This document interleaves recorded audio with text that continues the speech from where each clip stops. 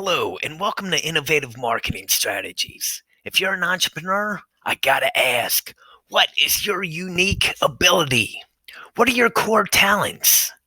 What is the passion that drives you to create value for other people? And how do you cultivate flow? This is that powerful and rewarding psychological state or zone where you're hyper focused, where time transforms, where you have clarity, ease, and effortless productivity. When you experience this flow, what exactly are you doing? And how do you get the most out of it? Could you spend the rest of your life developing your strengths while identifying and maximizing the talents of others? I hope this is a no brainer because as an entrepreneur, you are in the business of leveraging people. If savoring, integrating, and living these principles sounds like a good idea, then I suggest we start with the presumption that 80% of everything we know is inaccurate, incomplete, incorrect. Have you heard the story of the university professor who was curious about Zen? He visited a Zen master who politely served him a cup of tea. After the cup was full, the master kept pouring the tea, watching it overflow, spilling from the cup all over the floor. As soon as he got a reaction, Nanan turned to the professor and said, "Like the cup, you are too full of your own opinions and speculations. How can I show you Zen unless you first empty your cup?" I'm sharing this story because I believe the only way you can learn anything is with an open mind. Yet, if there is one simple truth, can we agree that change is the only constant? If you look at physics, nothing is static. Everything either expands or contracts. You either grow or you die. You either multiply or you diminish. Unless you are continuously committed to growing, to expanding and multiplying your business, your knowledge, your ability to impact, your understanding, your leadership, humanity, your positioning, unless you're growing, you can rest assured you are going the other way. So one of the fastest ways to grow and improve your business, to help it endure the test of time without slowly, unconsciously sabotaging all your efforts, where one day you wake up and find yourself in the red, in debt, actually paying money to go to work at a job you obviously suck at. Now keep in mind, time has a funny way of chipping away at us. There is a stacking effect, and on top of that, we cannot see our own blind spots. So I'm just reminding you, the most enjoyable way to grow your business is when you're working within the realm of your unique ability, when you are in the flow, working intently on the things that interest you, that you are uniquely qualified in, that have the greatest impact, while also optimizing and leveraging the strengths, skills, and abilities of the people around you. Obviously, this will take some effort and fine-tuning. And you got to understand this is a process rather than a destination. Your goal is to enjoy the journey rather than the outcome. Now, for most of these ideas, you got to not only be familiar with them, we got to be practicing them, else the world will pass us by. There are 7.6 billion people in this world, and every one of them is far more concerned about their own well-being, their own self-serving interest, than they are in you, your business, and what you're trying to sell. In fact, the shocking truth is that you have been lied to when it comes to growing your business, creating your legacy, and building a sellable asset. And those lives have all but destroyed your level of success. Have all but destroyed the level of success you desire and deserve. The lie is that you cannot build your business to any great height. Not easily, anyhow. The lie is that you do not deserve success. The lie is a distraction, a diversion of your focus, energy, and attention.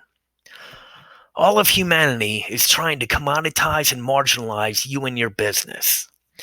Evidence of this feels like the whole world is telling you you're nothing special. It looks like a big yellow bankruptcy looking for sale sign with black letters. It sounds like a prospect asking, "How much does it cost?" Now, in all fairness, collectively, we're just bargaining, negotiating a better deal, hoping to save a buck, make life a little better for ourselves. But I'm sure you know that 20% of all businesses never survive their first year.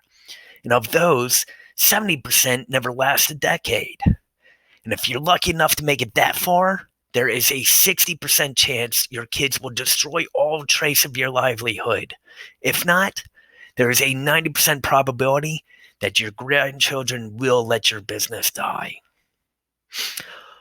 All your struggles, headaches, challenges, dealing with the infinite complexities of business in the 21st century, of carving out your niche in the world, are directly tied to this idea of commoditization, of how customers will drive all the way across town just to save 5 cents on a gallon of gas.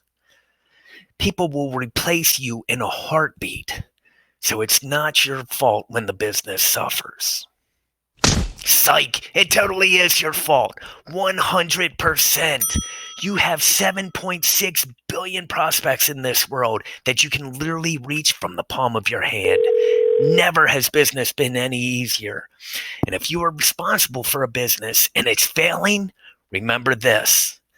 The chokehold of any business is most powerfully affected by the psychology and skills of the leader. If your business is suffering, take responsibility.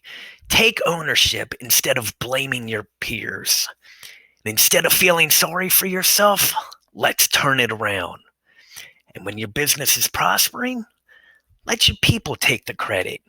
This will give them the incentive and the drive to contribute even more. And you know what? This was supposed to be a short introduction, so we're wrapping this up.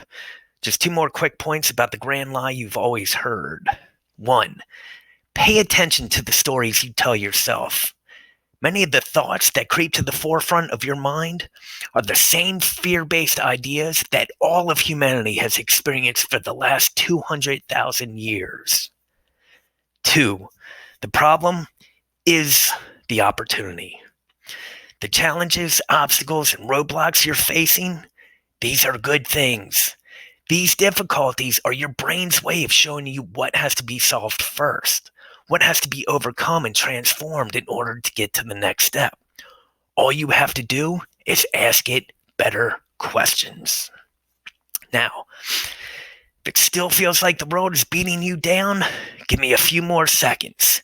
Here's how we'll grow your business 33%. The health of your business boils down to how well you manage your 3 Ps. People, products, processes. All you have to do is make a small improvement in each of these categories. Let's say you want to grow your business. Now, there are only 3 ways to do this. You can acquire new customers, you can increase their average transaction value, and you can increase their frequency of purchase. If you gave it everything you've got, do you think you could increase each of these categories by 10%? Say you have 1,000 clients. Their average transaction value is $100, and they buy from you twice a year. This means you're earning $200,000. If you increase these figures a mere 10% each, suddenly you're earning $266,200. Notice this. All we did was make a small 10% incremental improvement in these 3 areas. The end result is not a 10% increase, nor is it a 30% increase. Rather, it is slightly exponential growth with a 33% increase, all with relatively minor effort.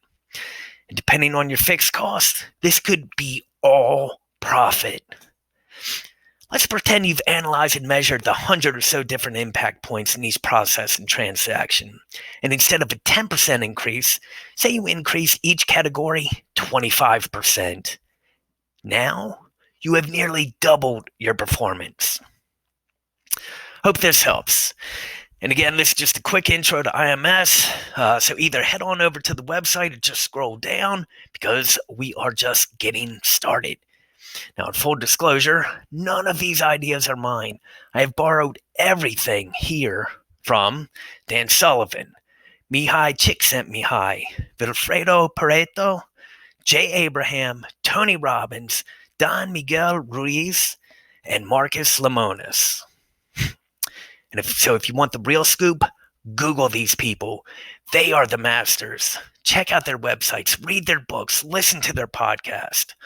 All we can do is encourage you to fill your mind with the kind of knowledge that will get you where you want to go sooner rather than later. Lastly, and more than likely, there's probably some bureaucrat out there that wants me to remind you that I cannot promise you any results, that all results vary from one person to the next. I guess equality is just a myth. Hey, by the way, this was my first Doodly video. I was inspired to make this after listening to the I Love Marketing podcast, episode 255 with Eric Kerr of The Drawl Shop. Thank you for listening.